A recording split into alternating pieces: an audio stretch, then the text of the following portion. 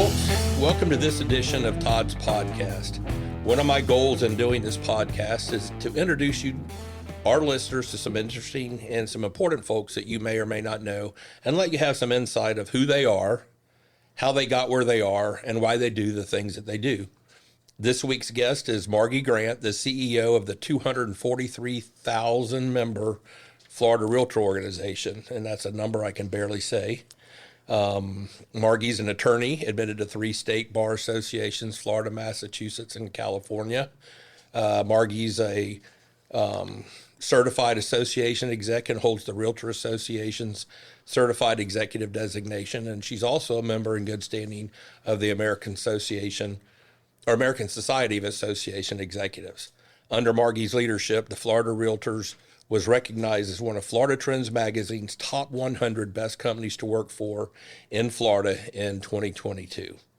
Margy joined the Florida Realtors in 2025 and has served my professional association at the Chief Operating Officer and General Counsel level before becoming our CEO. She's a wife, a mom, a dedicated leader, a monkey handler, and an avid Boston sports fan. Welcome, Margy. Thank you. Is there any other way you'd like for me to describe you during the introduction? No, but I'll toot our own horn that we were one of the best companies for a second year in a row. That was just recently announced. So we're excited about that. That's awesome. At Florida Trend? Yeah. That's amazing, and I think a lot of that is due to your leadership. I want to get a question out of the way right off the bat. Who's your favorite past president of all time at the Florida Realtors? Oh, I thought you were going to say the United States. I was going to say Abraham Lincoln. No.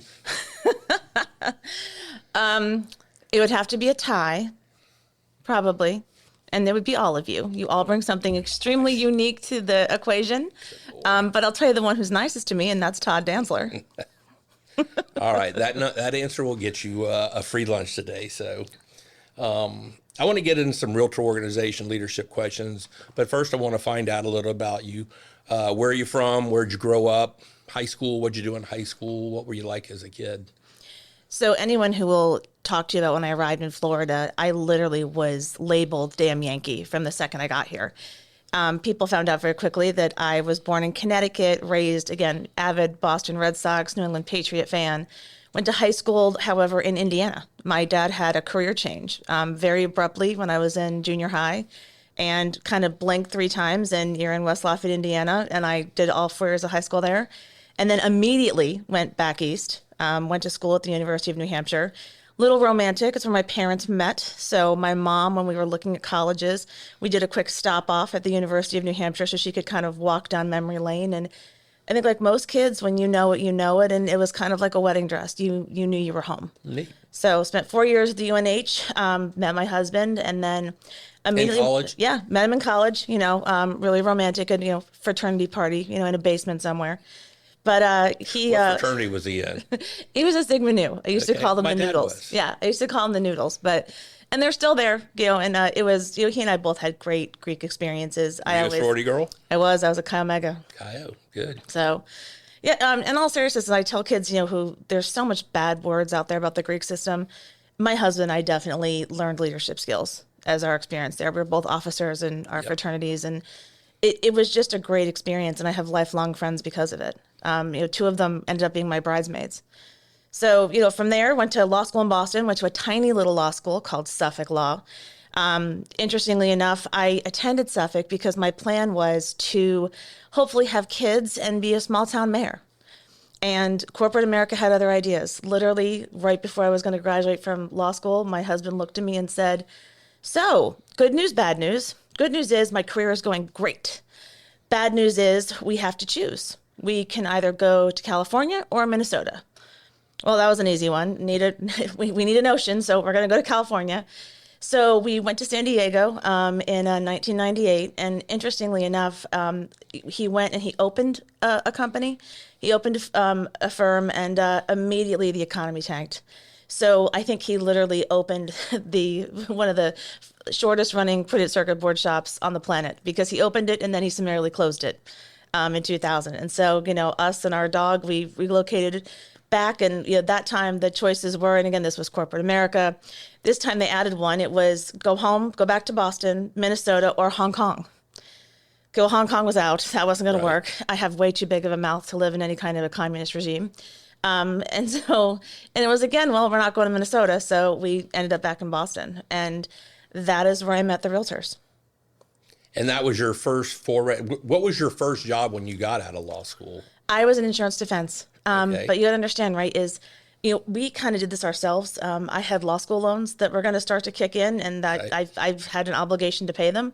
So I went looking for, a job where I could learn, but I could also make enough money that I could, start to pay off the debt that I had accumulated. And amazingly, I joined an insurance defense firm, and I was really good at it. The problem is when you're in insurance defense and you're really good at it, you're making a lot of money for a lot of people, and it's not going to you. Right. Do you miss being in court? No, Not at all. not even a little.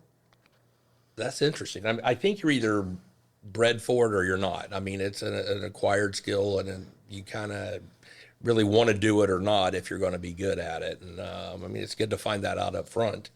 So how did you got into association management at the state level in Massachusetts? I did. As their corporate attorney? No, as a legal hotline attorney. I called my former boss where I interned in law school and just said, hey, I just need a job to make the mortgage work. We want to buy a house, we want to kind of settle back. And he was like, hey, do you remember, the government affairs director at the Massachusetts Realtors? I remembered him well. This guy was my icon. I used to sit with him and listen to him talk about what he did, and I was mesmerized. He was in the State House every day, and he was fighting the good fight, and he was making a difference. And he was doing it all at like the age of 30. So elected officials of Massachusetts are like the ones here in Florida. They are. They are. Like to pontificate. But he was the government affairs director. He wasn't Right. even the elected official. But he had all this specialized knowledge, and he could just tell the passion for what he did. And God rest his soul, he's looking down on me right now, thinking, I can't believe I got you into this mess. I called him, and he's like, hey, yeah, Sean said you're looking for a gig, and I'm like, yeah. And he's like, great, come run my hotline. It's fine. It's totally easy. Banker's hours. He's like, it's fine. You get your weekends off. He's like, just it'll be great. Did you have any background in real estate law at the time? Zero. So the learning curve was straight up. Completely. And, again, nonprofit trade association, we didn't have a whole lot of paralegals or assistants. So Google was starting to come into the world at that time. And so I became fast friends with Google and MSN. And you just also learned that so many people have written so much about your industry and brokerage that if I didn't know the answer, I could find a hint somewhere which would get me to where I needed to go. How many attorneys were on your legal hotline? You're looking at her. You're it. I was it. So you couldn't punt to anyone. No, but I mean, again, he was obviously a great boss. He was a great leader. I'd call him and be like, no, look, we're in trouble. Like, you got to help me with this. But it was really fascinating because it was I started literally during the recession. So, the calls that were coming in were mostly about advertising and, what can I get away with on the side, to A lot of bring money repeat in. questions. Once you answer it Tons. once, the Exactly. answer kind of is nuanced Exactly. a little bit. So how did you come to Florida to be part of the Florida Realtors? So fast forward about 7 years. I'm now a mom, and I've got infant twins and a 2-year-old. And my career had grown, and I had been brought into the political sphere, and I'd been brought into some of the policy making, and I loved everything that I did. The only thing I didn't love was the commute. And there was a time where I was getting up before the kids were up, and I was leaving, and I was getting home after they went to sleep. After I think about the third time, I knew that this was not the plan. Right. Even though I loved what I was doing and I loved my job. And the Massachusetts Realtors could not have been more supportive. Look, stay home a couple days a week. It was before there was the whole work from home thing. And if I was going to do this, I was going to do this. And I didn't want to do it halfway. Right. So I had a job lined up in Texas, and I had a job lined up in California, and I needed the final reference. So I called the former CEO of the Mass Realtors, who was the CEO in Florida, and said, hey, Who was that? it was John Fidlington. Okay. And he said, no, kid, if you're really going to leave, you're going to come here. So that's right. He did bring you down. John did. Yeah. Okay. So I literally went home that night, looked at my husband, and said, this is the conversation I just had. And he's like, so when do we go? Did you start at the legal hotline, or did you come in to be our general counsel? I came in as special counsel. Special counsel. Yeah, so I was the liaison to our local associations, and then I was also sort of a backup for the legal department. He had a vision that I would be general counsel. He just didn't know when. Of course, he didn't share that with me, which was kind of funny. But again, he's a great leader and a great man, and I was very fortunate for his mentorship. At Florida, our association has boomed lately. When I was president, 2000, I think December 31st, we were at 79,000 and some change. We almost were at 80. I think the Miami Association's over 80 now. And now we're at the state, we're 243, depending on which finance numbers we look at. How do you gear up a staff?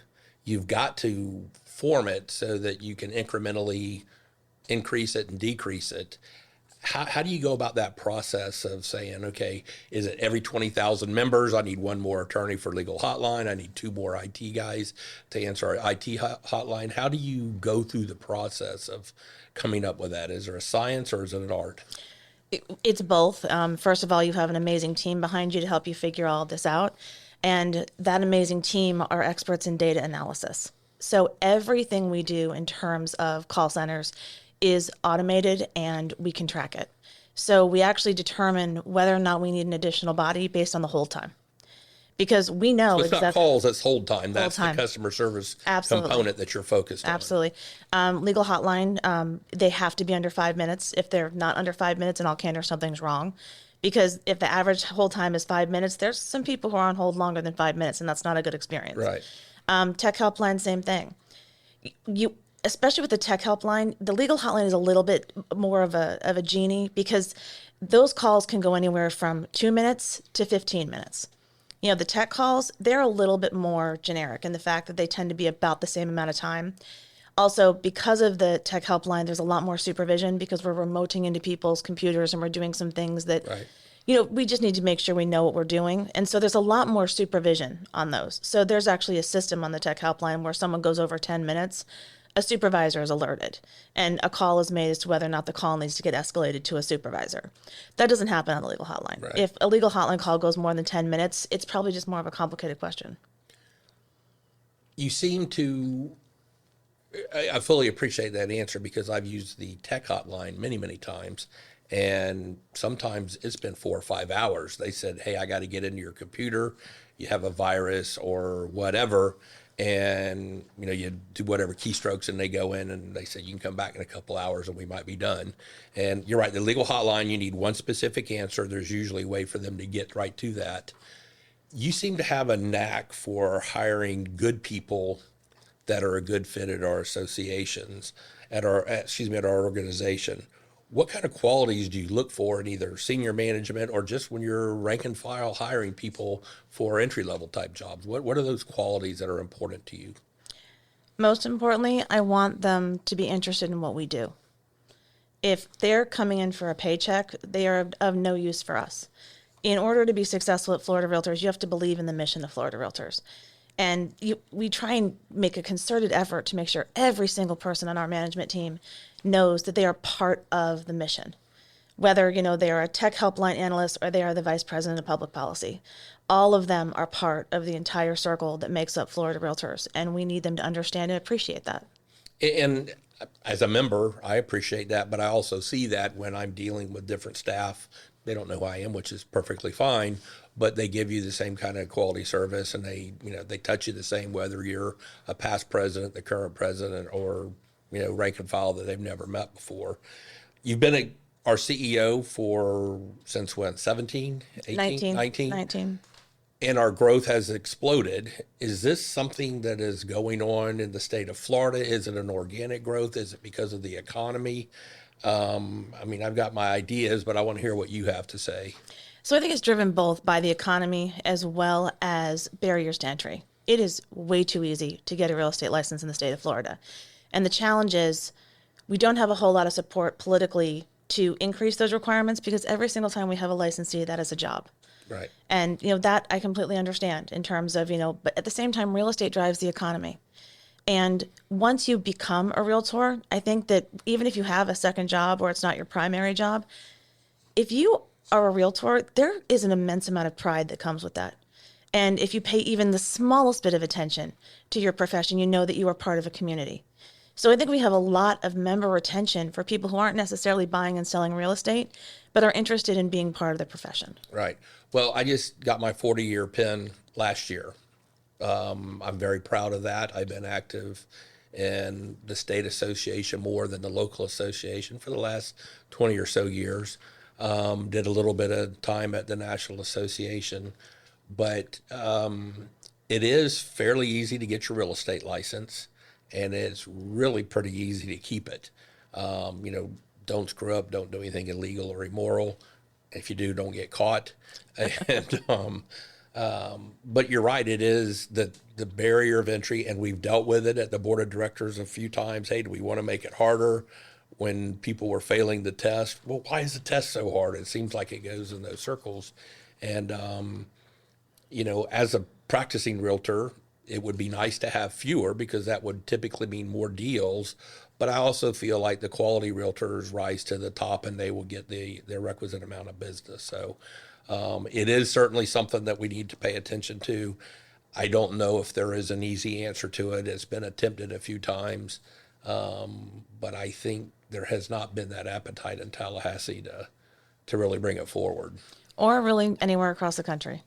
We're not alone in this. We're not. No. I thought, didn't you have to do like 400 hours? It seems like there's some states that have a much harder. I'm sure there are states that have a higher pre-licensure. Correct, But the pre-licensure. yeah, I mean, the pre-licensure is one thing, but once you have a license, the continuing education is fairly consistent nationwide. I know Alabama just made a move to significantly increase all of it across the board, but I don't know if they were successful. Todd's podcast is sponsored in part by SVN Saunders Ralston Dantzler Real Estate. Since 1996, the firm has offered unrivaled brokerage services throughout Florida, Georgia, and Alabama. With over 90 expert advisors throughout the region, our team has the knowledge and resources to help clients realize their most ambitious real estate investment goals. When you choose SVN Saunders Ralston Dantzler Real Estate, you have access to a diverse suite of commercial and land services, including forestry consulting, land management, auctions, property management, commercial leasing, and negotiating conservation easements. If you're seeking to invest in land or explore commercial real estate opportunities in the Southeast, contact us today at svnsaunders.com or call 877-518-5263 to connect with an advisor today. Once again, that's svnsaunders.com or by phone at 877-518-5263. COVID is starting to get back into the news a little bit. It was something that every CEO, every company owner, every boss had to deal with. What was it like at the Florida Realtors when it came down as, hey, we got to shut everything down? What was the mentality? What was the scramble that you had to do to keep everything going and still deliver services to a couple 100,000 members? Looking back, it's fascinating. At the time, it was like drinking water from a fire hose. At the same time, probably 3 weeks before the first shutdown order came in Florida, we were starting to see out west things called shutdown orders and stay-at-home orders. And I hate to say it, but there's so much of a feeling that would never happen in Florida. And yet you saw it start to move. And I think 3 weeks before the first shutdown order, I want to say we had 2 reported COVID cases in the entire state. And I held the senior staff meeting and I sat with my staff and just said, okay, I want you guys to go back to your units and I want you to come and talk to me about what your teams look like if we had to go home and be completely remote and what that looks like and, how we're going to pull this off if that were to happen.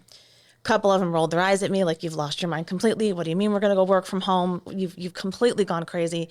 The Tallahassee folks were like, that's not even an option. What are we not going to go to the State House? I mean, it was like, okay, look, I understand it's a big ask, but just go check. And as the meeting was winding down, of all people, the chief economist looked at me and gave me the best piece of advice of my career and said, if you're serious and you think you might shut down, do it tomorrow. And I just looked at him. He goes, Margy, the data. John? No, this was Brad O'Connor, Dr. Brad O'Connor. He said, Margy, the data is so clear. He's like, in 3 weeks, it will be everywhere. You won't have time to shut down. So I went back to my office and I said to myself, okay, well, I'm about to do something, and either I'm going to be known as completely hysterical and probably history, or I'm going to be the most brilliant person of all time. Thankfully, it went the other way. So the first thing we did is I was talking to the IT guys and I said, send home the call centers. We had enough laptops at that point. They were all programmed. So get the call centers home. Because when we kind of Googled stay-at-home orders and the impact of COVID in offices, there was a terrible situation that came out of South Korea in a call center. And I remember just thinking, the one thing that this thing has is fear. Is people just, they were so afraid of the unknown. And we needed to make sure that the members could talk to somebody because they were going to be terrified. Right. And so we got the call centers home. And then the following week, we had a test. Every department went home for 2 days. The head of our IT, brilliant guy, came in and he said, do you remember when the board of directors used to vote like outside in the hall on laptops? I said, oh yeah, I remember. Total disaster. It took forever, but no, I remember. He said, do you know that we have a lease on 75 laptops? I said, no. He goes, yeah, we only pay for it if we use it. I'm like, go get them. Go get them. So that was how we got computers, because you couldn't take the giant computers home and the systems home. So our guys, in a matter of 4 days, programmed 75 laptops to make sure they were secure, that we could trace all of it, and that our employees were set and secure. And so we tested it. It worked. And that Friday, I sent everybody home, and the stay-at-home order came the following Wednesday. How big is our staff? 144 people. Is that Tallahassee and Orlando? It is. How many are in Orlando? 120? Yeah, about 120. And so how did the staff handle that when you said go home and work? I know we had the same conversation with our team as we brought all the staff in, and it was, well, we're going to shut it down until we get a better handle on this. And I was just sick. I said, how do you shut down an office? And, it was give everyone a laptop so they can do it. But I'm an office guy. I'm not a work at home guy. I'm very unproductive at home. I've got way too many distractions. And I was dubious to figure out how this was going to work. And we had just decided to build this building. So we're building this building during COVID and all that went with it. And it was quite a struggle. And you pulled it off. And is everyone back, or is this new COVID strain coming back where everyone's starting to look and say, hey, are we going back to what we did? Or yeah, no, we will never go back there. We have learned so much in such a short time period. I think we have a much more realistic view of running a staff and when someone is sick. And because people have the ability to work remotely, we tell them, if you don't feel well, right, do not come and infect the rest of us. And, I don't always seem like the most sympathetic person, but if I encounter somebody who appears to me to be under the weather, I send them home. And then I call their supervisor and I'm like, yeah, I probably should have called you first, but I just sent Jack home. And right. They're like, yeah, send him home. I'm like, he is sneezing. He does not look good. And there's just no need to have that in the office. I think there was just so much unknown when it happened before. Exactly. Now, exactly. You typically have a protocol mentally in your head, emotionally, and say, hey, if I see this out of this type of person or that type of person, it's probably better to send them home and let them, And the best part of it is we don't even require them to take a sick day. If you can work from home, and as long as you're not abusing it, we have no problem if, you just don't feel great of you working from home. But at the same time, the greatest thing that came out of COVID is I think we have a better ability to monitor productivity. Right. The call centers, we always had that. It was the other departments that, we just had to, create processes where, you checked in with your employees. And I think we may have stronger manager-employee relations now because of it. But I think productivity may be measurable, but the camaraderie, the inner office playing, to have an idea, to hear me on the phone, you may say, Todd, I did that, try it this way instead of that way, just because you overheard a conversation or you're walking by and I'm walking by you. And that, I think, was the biggest downside of going to work at home is you didn't have that office camaraderie. You weren't able to pal around, and that was a seclusion that they talk about. Oh no, completely. And we're a big whiteboard group where we'll put 5 or 6 of us in a room with a whiteboard and just talk through a problem. And that definitely fell off, and you just can't get that on Zoom. You just can't. Now, we were lucky enough that we actually already had an online system because of the Tallahassee office and the Orlando one, that we had a system where we could Right. all communicate online immediately before Zoom kind of ramped up. But at the same time, I love the socials that we have now. Like I had an ice cream truck at the office recently, and we had everyone there. Right. And you're almost tripping over people, but it's nice to see people not concerned about being in close proximity Right. with other people. Well, realtors are social animals by design, by chance, whatever. They're huggers, they're handshakers, you talk one-on-one. And it was a learning curve for us on our side of the equation as well, is to not be able to shake hands. And some of us were more adamant that we're not going to bow down to it than others. Some of us were more compliant, which is fine. No one knows what anyone's particular health is, but I think we got through it well, and I appreciate your leadership. Well, and I have to tell you how much I appreciated all of you is when you're flying blind, and that's literally what we were all doing. Right. And you had folks like yourself and the other folks call and just say, how are you doing? And my answer was always, well, I can't find the chapter in the association management book on how to manage through a pandemic, but I think we're doing okay. But it does matter, like that human interaction and checking on people. I actually came out of that entire situation with a new friend. He was the Surgeon General of the state of Florida. He called me on a Saturday morning. I didn't know him. My public policy person called and said, stay near your phone. I said, what do you mean? She said, the Surgeon General's calling. I'm like, do we have a Surgeon General? For the state of Florida. Okay. And he called and told me that it was my job to shut down all open houses. And I remember sitting there again, Saturday morning, 9:00, watching my children and a dog and thinking, do I even have the authority? I don't think you do. I don't think I do. But I remember thinking, he's really serious. And it was this whole thing where he's like, if you don't shut it down, I will.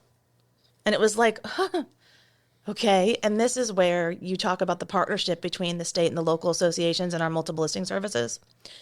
We put a message out, and it was an inquisitory. It was a question. The Surgeon General of the state of Florida has a sincere concern with regard to the safety of open houses in the pandemic. Would your boards be willing to close the field and not allow open houses to be shown in the multiple listing service until further notice? We sent that. The leadership team asked me to send that probably 6:00 that night. Halfway through Sunday, 75% of the MLSs had responded absolutely. And by Monday, they were all turned off.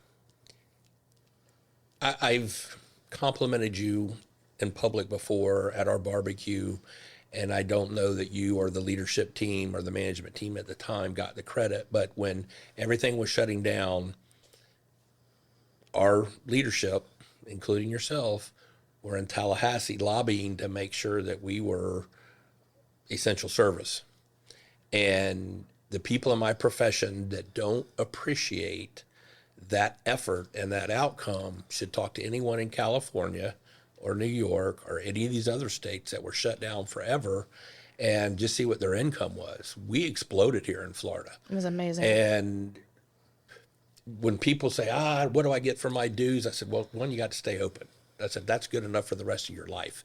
And I appreciate the hard work that you and your leadership team did and do, and your management team did and do on a very regular basis. I know I'd call you a few times and, hey, I'm in a meeting in Tallahassee. Can I call you on my way home? And, you'll call at 6:00 at night or whatever to go over whatever issue is on my mind. And as the CEO of our organization, you get a new president every year, good, bad, or indifferent. How do you manage your staff to say, okay, this year, Mary's our president. You may or may not like him. You may or may not love him, but Mary's who we got. Next year, it's going to be Paul. And the next year, it'll be Eli. You've got a different boss every year and the dynamic that goes with that. How do you kind of prepare your group and prepare your own self mentally as, it's going to be a tough year, or, wow, I got a really good year because I really get along well with this person? Someone in my position doesn't have a good year. We have a successful year every year, no matter who the president is. And that's done because we're fortunate enough that we work for an organization that is governed by a board of directors that has given us extremely clear strategic objectives that we are required to meet. And those strategic objectives are how we form the budget, and the budget is how we carry out the operations of the organizations. Do we have, projects every year that may highlight a certain person's leadership style? Absolutely. Right. But they're always on mission. We just concluded a phenomenal statewide tour called Coffee Cars and RPAC. And these were, I want to say, 15 car shows. And We had one in Lakeland. it was amazing. And what this did was it invited other people, not the people that we see at all of the association events. It invited what we call the car people. In some corners, they call them car guys. And I'll take that. I don't have any issue with that because it's an identity. And there were people we knew who were out there who were benefiting from the association, knew who the association were, but weren't necessarily interested in attending an event. Right. So we just tried something different. And that's the kind of community engagement that we need for people to remember who we are and that we're part of the community. Well, if you ever do a cat show, past President Chip Boring, I discovered a couple of weeks ago, is a cat lover now. I've lost all respect for him. I've given him and his girlfriend all kinds of grief about it, but you may bring some cat lovers out. I know it's emotional at times, that your job is. How do you keep from blowing your stack? What's your pressure relief valve? What do you do when you want to just tear something up? How do you blow off steam and then go home and be a wife and a mom, and then come back to work and be prepared to work? What's your release valve? Well, I'm the lucky one. I realized probably 15 years ago that I'm a morning person. Never thought that would be an identity I would have. So I'm up between 4 and 5 every morning, and I make a purpose to go to the gym 5 to 6 times a week. And I turn my phone off. I have absolutely no contact with the outside world. It's an hour of my day where nobody wants anything. And you come out of that just a little bit fresher, a little bit sharper, Right. and just kind of ready to take on the day. And then the other thing is that, look, one of the things I love about this world is people make bad decisions every single day. And nobody dies. So if somebody makes a bad decision or somebody has a bad idea, move on, stay Right. on mission, and just, what's our purpose? At the end of it, just go back there. One bad idea is not going to change the trajectory of a successful organization. So what are your hobbies? I mean, I've seen you at Yeah. girls softball. One of So- my favorite girls softball player. belongs to you. Obviously my biggest hobby right now is I'm a parent, Right. is I'm a mother. Therefore my hobbies are my children's hobbies. Right. So whether I'm at a sporting event, I have a theater production this week. We are also a huge sports family. So I know this, that. just this weekend, my oldest came home from college, not because he wanted to see us, but because we have better cable than he does at school. And he really wanted to see a couple football games. So, and the nice part is when he left Monday morning, he said to me, "Hey, I'll see you Saturday." And I said, "What Saturday?" He goes, "Oh, I'm coming home for the Patriots game," because the first Patriots game of Right. the year, it's a thing in our family. And that's, so those are my hobbies right now. I've got 2 who are seniors in high school. I am so curious to see what my hobbies are going to be this June because the world changes a little bit. I'll Right. still be an avid sports fan. People joke that if they're hanging out with me and we're watching something with grown men with a ball or a puck, like we're good. But other than that is I also, I love the beach and I have, we're dog people too. So I've got 2 great big dogs, one of them who likes me, one of them who doesn't. And I spend a lot of time with them. Good. I mean, you have to have that release because you are in such a high pressure job. Decisions that you make affect a lot of people's profession. Each individual decision may or may not. But I mean, the one we just spoke about is making sure that we were, declared essential services. That's a huge decision. And had that gone another way, there would have been a lot of pressure on you that perhaps you don't even know about. And so I think having that release valve, having the hobby, so I'll be interested to see how you progress after your kids move on next year. Like you said, keep them close, keep your cable bill and all the other stuff so they'll come home. You're going to call me. I'm going to be at some college softball game. That's fine. If they come to Winter Haven or Lakeland, I'll come Exactly. and watch. There you That's go. not a problem. Hello, this is Juliet Ashley Vi, Miss Florida 2023, and I want to thank you for listening to Todd's podcast. Also, don't forget to subscribe to Todd's podcast as each interview offers incredible insights into each of its guests. You won't be disappointed. A lot of your time is helping to shape the public policy that we have. You mentioned earlier that you thought your calling might be a small town mayor. I'd never heard that before. Do you think that is in your life at some point, is to be an elected official? Never say never. You know, like we talked about, is I'm about to be an empty nester. And I am so unbelievably proud of that. Yep. I have raised with my husband 3 amazing, intelligent children who are now young adults and who are setting the world on fire. And if I'm not the public official, it could possibly be one of them. But I do believe in being active in your community and, you know, being present. But I'm also, I have such a love for the real estate organization, mostly because real estate drives the economy. Right. And the best thing about Florida Realtors is, even though we are very politically active, we are not Republican and we are not Democratic. We are literally the voice for real estate. And so we will support candidates and we will support public officials who support us. If they're willing to help us protect private property rights and pursue the dream of home ownership, we will support them. You just mentioned protecting private property rights. That's actually the next question. And protecting those private property rights are one of the guiding principles of our organization. What are the threats that are facing our industry on private property rights or anything else that you see on the horizon? What is coming at us? Home rule, government outreach, or government overreach? I know you and I have had good discussion about the role of local government versus state government.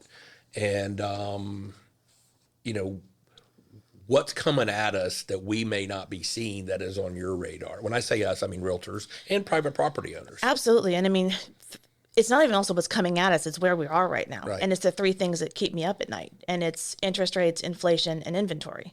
And inventory is the one thing that probably I focus on the most right now in terms of public policy. Because the question becomes is, how do we create more inventory in a responsible way to make sure everyone who would like to own a home can, and who should own a home can? And the anti-growth people will not like what you just said. And you know what? I'd love to have a cup of coffee with those people, Right. because they're missing the point. Right. I'm not talking about McMansions, you know, in giant, you know, cul-de-sacs. I'm talking about residential housing that makes sense for the community where it's being built. And we just had amazing legislation passed in the state of Florida, led by Senate President Kathleen Passidomo. And it's amazing. It's called Live Local, and it is literally aimed to doing all kinds of things. But what people don't ever want to do is read the whole thing, because it not only promotes homeownership, it also has a dramatic amount of funding for the creation of more affordable rental units. Right. Because that's part of the housing supply. The other thing we've got to literally get control of is the tax policy in this country. Federal Hill is in chaos, and until probably the next election, it will remain there. Because Until heaven the forbid, next election, it'll be. well, and that's, it's just you know, how they because I mean, live up heaven there. forbid we actually accomplish something, because oh my goodness, the other side might get credit. It's so infuriating, because especially here in Florida, we have so many people who are sitting on property that they don't necessarily want to own anymore, but they won't sell it because the capital gains that they will get hit with are so astronomical, it's not worth it. They would rather keep it and let their family inherit it than deal with the capital gains. And that's just silly, especially when you look at the difference in property values. When the capital gains rules went into place, properties were probably worth half what they are worth right now. It's found money. Right. So, and ready for this one, because no one's selling, you're not getting the money. Right. So at some point, people have got to look at these issues and make more responsible decisions. So you mentioned the 3 things. You left out one that I think is important, is property insurance. And, you know, we just went through a hurricane.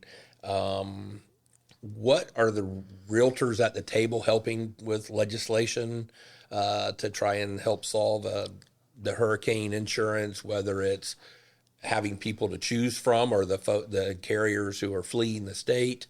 There's been talk of national flood insurance, and, you know, there's all kinds of things out there, but is there anything really is there salvation to this? In my opinion, there is, and Governor DeSantis has been an exceptional leader in this space. He has worked with the legislature on 2 major property insurance reform bills to try and get all of this under control. One of the things he did that is absolutely amazing, again, I credit the legislature for bringing it forward, is he basically stopped the legal field from taking advantage of some of these claims, because the litigation problem was so dramatic that that was what was driving up so much of these costs and having the insurers leave the state.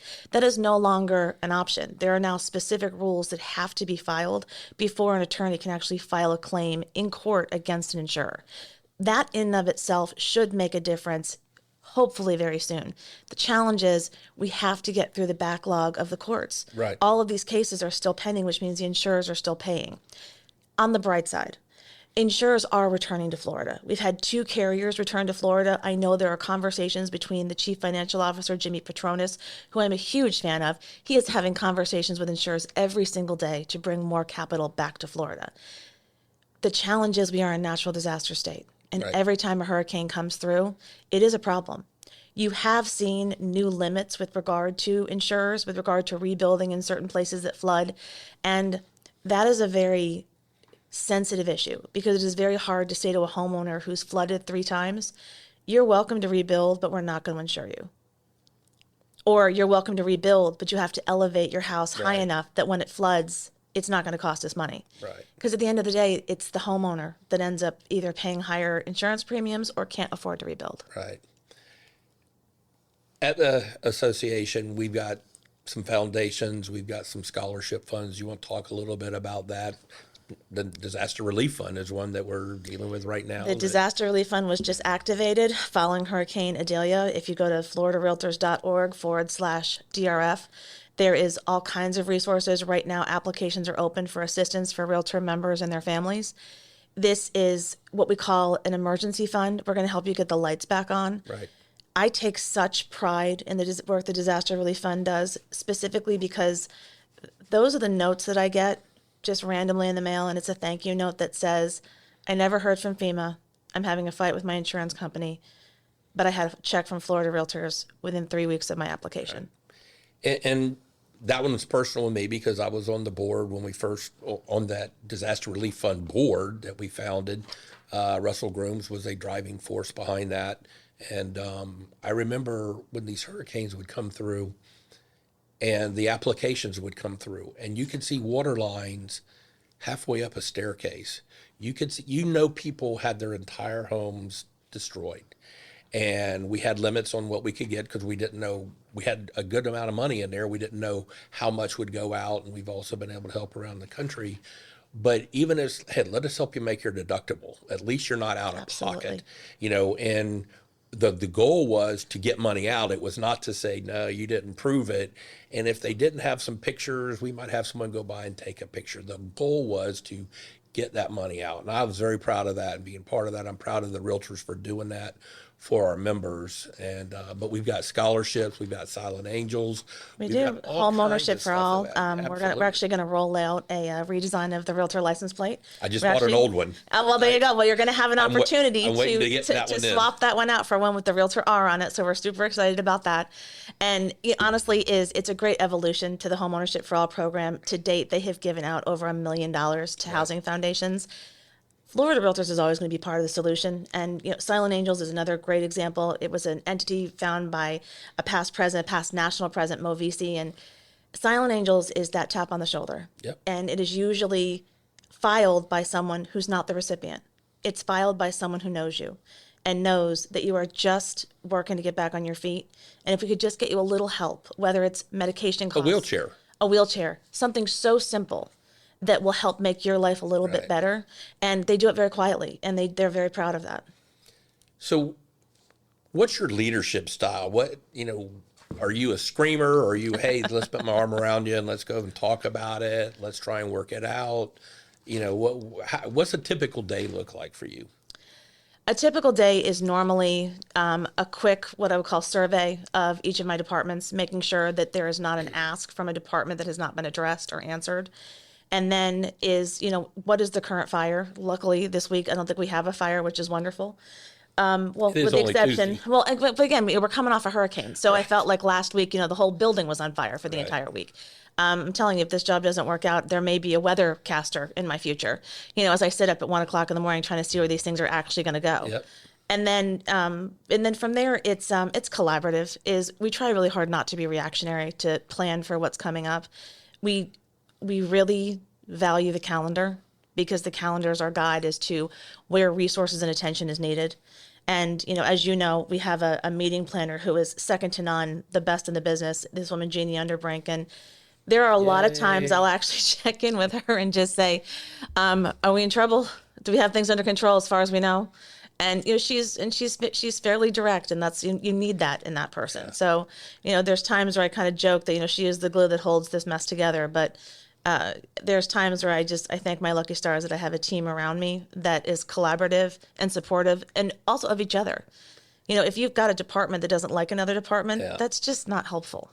And I would agree with you on Jeannie, because I've known her for 30 years, been pretty good friends with her since I was president or president-elect, because she was part of taking care of the leadership team. But I see people complain to her, hey, my steak was a little tough at the dinner with 400 people. It's like, she didn't cook it. And, I know that she's got a team with her. I know it's not just her, but she's the one that I have the relationship with. And, she's now being tasked, as our membership has increased, our convention sizes are increasing. And, it's, hey, go out and find another hotel. And we're a pretty good sized convention.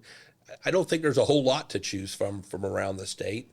The goal, kind of keep it near Orlando, because that's kind of the mothership.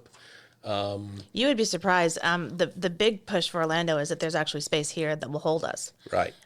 There are very few places in Florida that can hold we have a very sweet spot. We're just under 10,000, and we usually cap out around 7. Right. And so between 7 and 10, it's not convention center yet, but, I always kind of wonder, what's going to be that secret sauce. We compete with the national conventions. We compete with the brokerage conventions. So I always love that the people that are at our convention are the ones who want to be there. And then, believe it or not, we actually held the largest association meeting in history last month. It was a legal Zoom. Really? There was a new piece of legislation passed. It's controversial and it's a little confusing.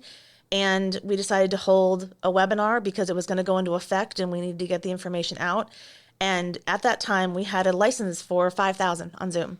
And Jeannie came in and said, yeah, registration just capped at 5,500. Do you want me to turn it off? No, definitely don't do that. She's like, well, we'd have to pay for an increased license. I'm like, well, then we're going to have to pay for an increased license. And sure enough, she's like, okay, we're going to go to 7,000. I'm like, all right. Should I turn it off? It's at 7,100. No, no. We had almost 11,000 people register for this event. And I think online at one point we had 8,000. Goodness gracious. And so you just realize that they're paying attention. Right. The other thing was we did a survey right before convention on the license plate of all things. And I kind of thought that a good number to get like a temperature of where we were at was 10,000. We had 11,000 responses in 3 days. And I remember thinking, for just to ask people, would you buy this license plate? And over 85% of them said, absolutely.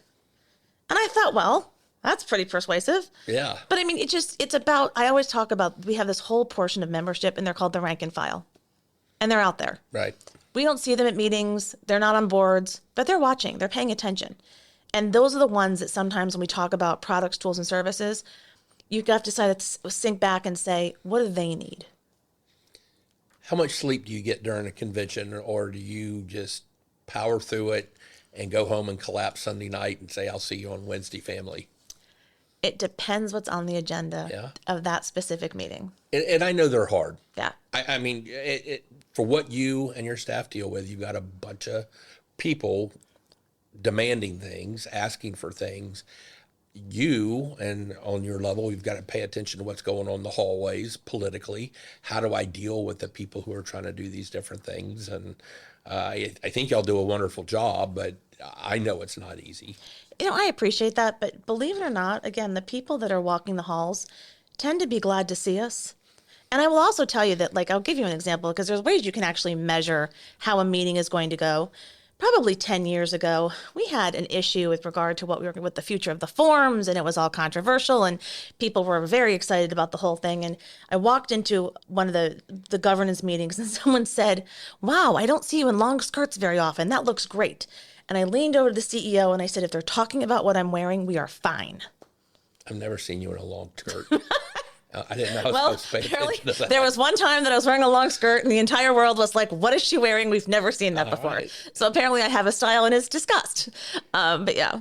So what changes have you seen in our membership since you've been here? I mean, I've seen changes. What have you seen? I've seen all kinds of changes. The biggest changes I've started to see is there's definitely been an uptick in buyer brokerage. And also, the biggest change was when we kind of dropped all the agency rules.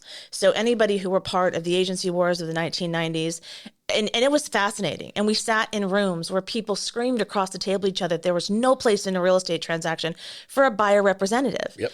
And what I now see is a total shift toward buyer representation and making sure the buyer understands who's working with them, how the broker is getting paid. And all of that information is in black and white. And, right now there's a national debate going on with some lawyers who don't like us very much. And they've decided that, we've somehow defrauded the consumer because we have a collaborative transaction. Todd, your industry is the most unique on the planet. Right. You wake up every single day with the intent to cooperate with your competitor. No other industry on the planet does that. When you get a listing, you don't go into the office and say, okay, we've got 16 Maple Ave. Everybody go try and sell it quietly. Right. You put it in the multiple listing service, you put an offer of compensation out to all of your competitors, and you work for the best interest of the transaction. How that could ever be anti-competitive or fraudulent is beyond me. I want to ask you two questions. The next to last one is artificial intelligence. It's 800-pound gorilla in the room. I know you invited myself and General Plumbo to come and visit with your AEs a month and a half ago, and you gave them a little taste of it. And we got another taste at the convention last week. What's coming our way? Do you think it's going to be positive for us? Do you think it will start displacing jobs? What effect do you think AI is going to have on our industry? I think AI is going to be the same as any other technical evolution that you've seen in your career. It's scary at first and people aren't sure, but at the end of the day, when you look at a real estate transaction, you're looking at someone who's looking to purchase property in some way, shape, or form, and they need an expert. And the fact that the word artificial is in the title is where I think we cross in terms of them being that valuable. Because they don't need artificial. They need real. They need professional. They need ethical. Right. There's no code of ethics governing an AI computer. So you all get up every day with the intent to be better and to do better. And as long as we continue to do that, you all will stay as relevant as you were last week and the week before that and the year before that and the decade before that. Yeah, I agree with that. I appreciate you coming over, Margy. I appreciate it very much. You've been a good friend, a confidant. You let me vent to you. I try to let you vent to me. And we keep it within ourselves. But you've always been very supportive of me. You've been incredibly supportive of our profession and our association. And I want to thank you very much for coming in and doing this. I hope you had a good time. I did. And I look forward to seeing you soon. Thank you so much. Thank you. Hey, everybody. I want to thank you for listening to Todd's podcast. This has been your host, Todd Dantzler. If you enjoyed this episode, I hope you'll tune in next time for our episode where I'm going to be interviewing Major General Jake Palumbo, retired 2-star general who went to high school. He's going to talk about what life was like for he and his family in the military, some of his assignments, and their company, Two Blue Aces, and the books that they've written. So please join in. I hope to see you at that time. As always, don't forget to rate, review, follow, and subscribe to Todd's podcast on your favorite podcast app. If you have any questions for me or any suggestions for future guests, please call or text our number at 863-288-0944 or visit todddantzler.com. Again, that's 863-288-0944 or visit my website, todddantzler.com. I look forward to hearing your questions and feedback, and please take care.